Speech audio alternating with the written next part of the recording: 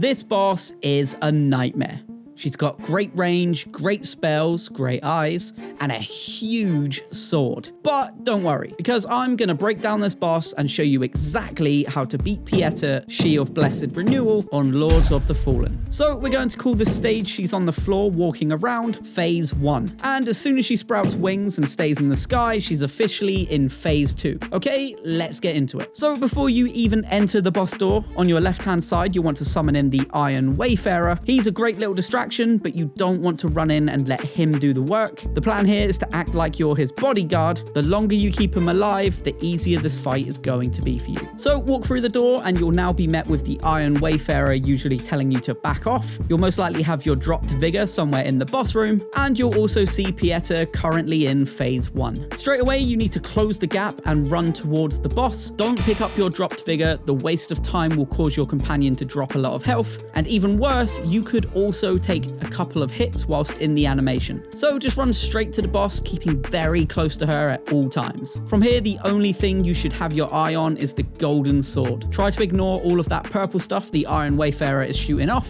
and also ignore everything else. In Phase 1, the boss only does a small set of moves, the most common being a wind-up slash that could be a 2 or 4 hit combo. When she begins to wind up, regardless of what your companion is doing, keep an eye on that sword, and then hit the parry button. For players in Souls games who don't usually use the parry system because it can be intimidating, I get it, but in this game, the timing is very forgiving. Trust me, it will be second nature after a few tries. After 3 to 4 parries, you'll stun the boss and have the option to do a critical attack for big damage. You'll get a little animation after pressing the attack button. During this, your companion will also be hitting the boss, causing her health to tick down nicely. But don't get cocky and start swinging, because you'll lose rhythm and you will get slapped. If she does stop for a second or she focuses on your companion, swing your sword at her once to regain aggro. Trust me, things go a lot easier when she's aiming at you. The only other moves you have to worry about in Phase 1 are all related to the holy spells that she does, but my advice for every one of those moves is the same. As soon as you see gold, or when she starts to shout like she's winding up for something, get as far back as you can and then roll or dodge when it comes your way. The only spell that could cause that strategy issues is where she shoots a sword into the ground and then a bunch of other swords start falling and following you. When she does this, just roll to the side and then roll towards her. The swords can't turn that sharply, so it will miss you by miles. But for the most part, she's just going to be slowly walking around and swinging her sword at you in combos of 2 to 4. So keep parrying and landing heavy damage until she sprouts wings. Okay, this is where this boss becomes a bit of a pain. Gone are the days that you could just stand and parry swing after swing. She's learned her lesson, and now she's going to hit harder and smarter. So firstly, it's probably obvious, but as soon as she sprouts wings and flies into the air, get out of there and just wait to the side. She's going to do a little swooping attack that's followed by loads of raining swords, but don't worry, as long as you stick to the side, you'll be fine. I just wish somebody told him that. Okay, so let's talk defensive strategy first. From here, Pieta will now be the one to close the gap. There are a lot of attacks in her moveset now, but they can all be broken down into 3 categories. If she's nowhere near you, she's going to use holy spells, so be ready to stay back and react with a dodge or roll when they come. If she's just done a holy spell, then she's likely about to charge at you to close the gap. Listen for this noise that she makes.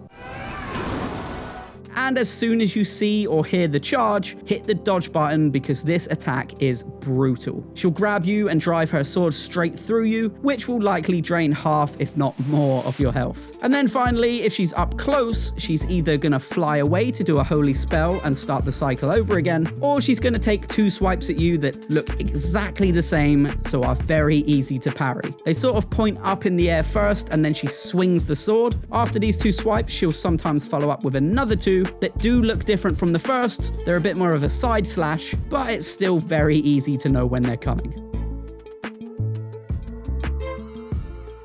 Okay, so let's go over these holy spells. Although most of them are simple and I'd just say stay back and roll, there is one that will control the battlefield and cause you to move to a specific location. She'll shoot out 2 clones and they'll both pick a lane. You need to automatically run to the lane they're not on when they start flying, because they'll charge down the lane and raining swords will follow. She also does that laser thing, which usually comes after firing off the clones. Although this can be sidestepped pretty easily, just just watch for when she puts her sword into the air. Apart from that one, just stay back when you see any golden spells. The one where she slams the ground is probably the only one that can fool you because it usually comes after a 2 or 4 hit combo, and don't be fooled when she stays for a second after hitting the ground, because she's just charging a follow-up attack that will hit quicker than you can hit her. So again, just stay away. So now you know how to defend yourself in phase 2, but how do you take her health down? Well, the openings aren't as obvious in phase 2 as they were before. You'll need to take every chance you can get. Of course, during the 2 to 4 normal strikes, you should be parrying and hitting with critical damage, but you can also keep an eye in between bigger attacks that she does. You know, the ones where she has to charge up and swing or shoot a big spell,